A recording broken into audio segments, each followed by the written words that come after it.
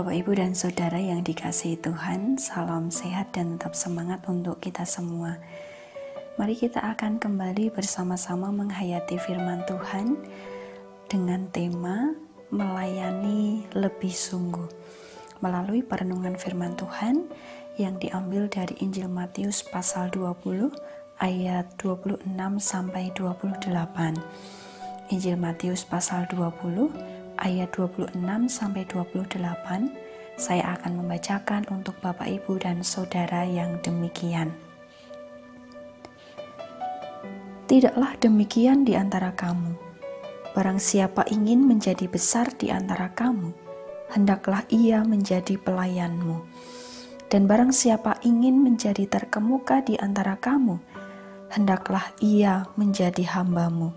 Sama seperti Anak Manusia datang bukan untuk dilayani, melainkan untuk melayani dan untuk memberikan nyawanya menjadi tebusan bagi banyak orang.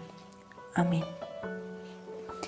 Bapak, Ibu, dan Saudara yang dikasihi Tuhan, kemapanan menjadi impian setiap orang. Mapan baik dalam hal sandang, pangan, papan, atau pangkat. Maka tak jarang orang berusaha dan berjuang untuk memperoleh kemapanan, dan itu merupakan hal yang wajar.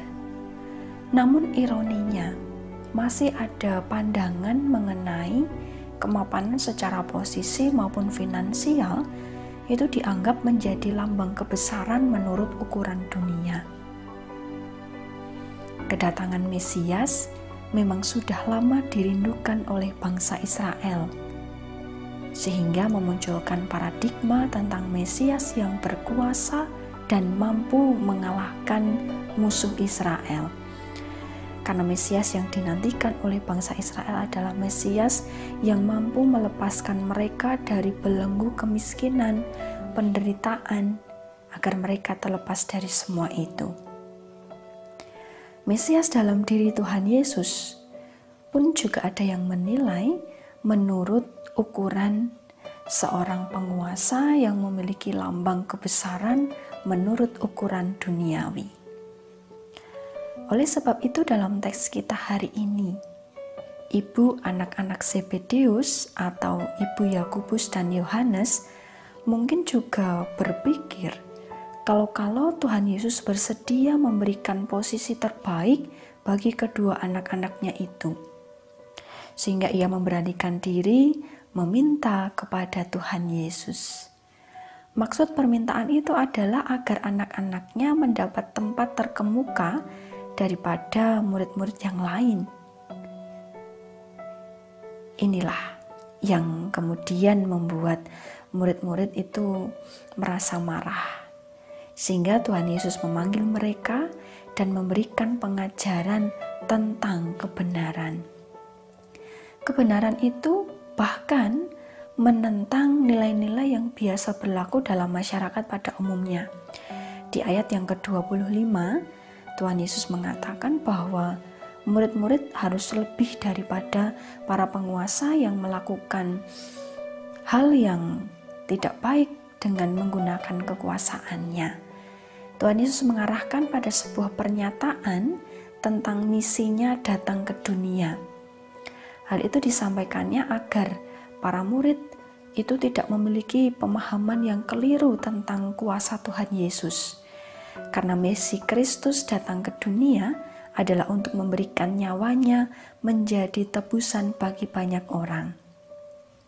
Tuhan Yesus menegaskan dalam ayat yang ke-26 sampai 28, "Tidaklah demikian di antara kamu. Barang siapa ingin menjadi besar di antara kamu, hendaklah ia menjadi pelayanmu. Dan barang siapa ingin menjadi terkemuka di antara kamu, hendaklah ia menjadi hambamu. Sama seperti Anak Manusia datang bukan untuk dilayani, melainkan untuk melayani dan untuk memberikan nyawanya menjadi tebusan bagi banyak orang." Kristus tidak mengatakan, barang siapa ingin menjadi besar, hendaklah ia berjabatan tinggi daripada orang lain, atau hendaklah ia memiliki kekayaan yang banyak. Namun Kristus berkata, barang siapa ingin menjadi besar, hendaklah ia mau melayani. Ini berbicara tentang komitmen, integritas, serta tanggung jawab sebagai murid Kristus. Karena Kristus datang ke dunia bukan untuk menikmati kekayaan duniawi atau merasakan kemapanan, namun untuk menderita.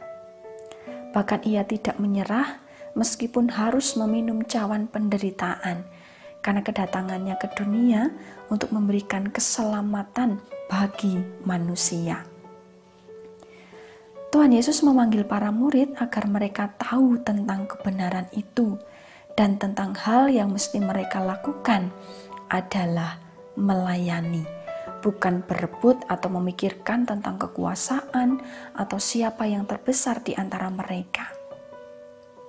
Jika mungkin dunia masih menilai lambang kebesaran itu berdasarkan ukuran intelektual, seberapa tinggi jabatan, seberapa banyak nominal kekayaan yang dimiliki, dan lain sebagainya. Namun bagi Kristus, lambang kebesaran itu terletak pada pelayanan, jiwa yang mau melayani.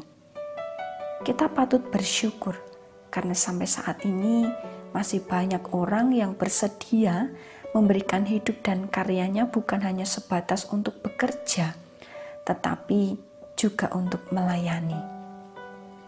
Bapak, Ibu, dan Saudara yang dikasihi Tuhan, sudah hampir 4 bulan ini kita merasakan dampak pandemi COVID-19. Ketika melihat di beberapa media, banyak para pejuang yang tak pernah menyerah dalam pelayanannya. Para perawat, dokter, sopir ambulans, penggali kubur, pangrukti loyo, dan yang lainnya, mereka tetap melakukan tugas mereka tanpa menyerah, meski harus berhadapan dengan bahaya yang mengancam nyawa mereka. Melayani itu adalah motivasi yang mendasari sehingga mereka mampu melewati semua itu. Bapak, Ibu, dan Saudara yang dikasihi Tuhan, lambang kebesaran menurut ukuran duniawi dapat sirna ketika waktu manusia di dunia ini terhenti. Namun, ketika seseorang melakukan pelayanan, sesungguhnya ia sudah memperoleh lambang kebesaran yang diukur menurut ukuran Kristus sebagai anugerah yang tak ternilai. Mari kita meneladani Kristus dan mendukung semangat para tim medis, gugus tugas, para penggali kubur, pangrukti loyo, sopir ambulans, guru, petani, pedagang, dan lain sebagainya yang tetap setia melayani sesuai dengan bidangnya. Dan mari Bapak, Ibu, dan Saudara yang dikasihi Tuhan, kita juga tetap setia melayani dalam peran dan pekerjaan kita masing-masing. Selamat berkarya, Tuhan memberkati. Amin.